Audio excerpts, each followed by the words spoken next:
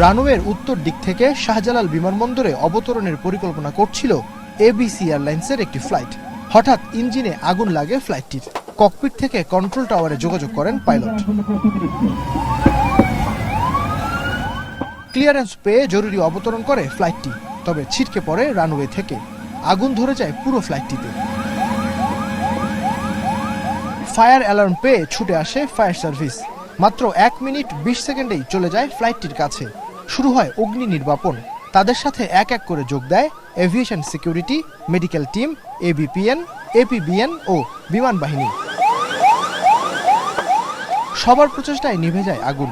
প্রাণে বেঁচে যায় 6 ক্রুসহ 50 যাত্রী। এমনই দৃশ্যপট তৈরি করে শাহজালাল আন্তর্জাতিক বিমানবন্দরে রবিবার সকালে অগ্নি নির্বাপন মহড়া করে সিভিল এভিয়েশন। যাত্রী নিরাপত্তাকে অগ্রাধিকার দিতে ও আন্তর্জাতিক মান রক্ষায় বিমানবন্দরে প্রতি 2 বছর অন্তর এই মহড়া করতে হয়। এমন মহড়া দুর্ঘটনার কবলে পড়লে কোন সংস্থার দায়িত্ব কি সেটাও স্পষ্ট হয়।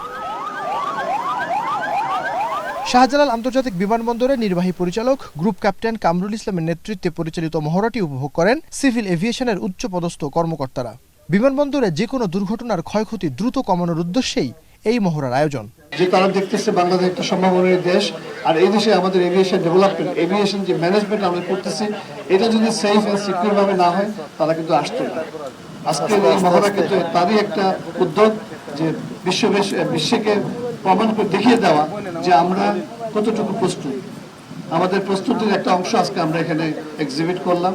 মহড়া উপভোগ করে সিভিল এভিয়েশনের চেয়ারম্যান বলেন, বিশ্বের কাছে দেশের এভিয়েশন খাতে সক্ষমতা প্রমাণ করবে এই মহড়া।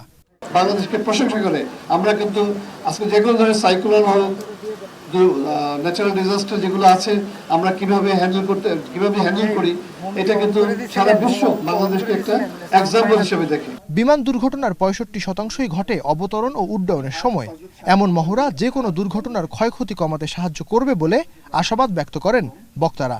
কিভাবে দুর্ঘটনা কবলিত উড়োজাহাজের উদ্ধার কার্যক্রম পরিচালিত হবে তা অনুশীলনের মাধ্যমে শিখে নেয়া। নাইম আবির, এখন, ঢাকা। বিষয়টি অনুধাবন করতে পারবে।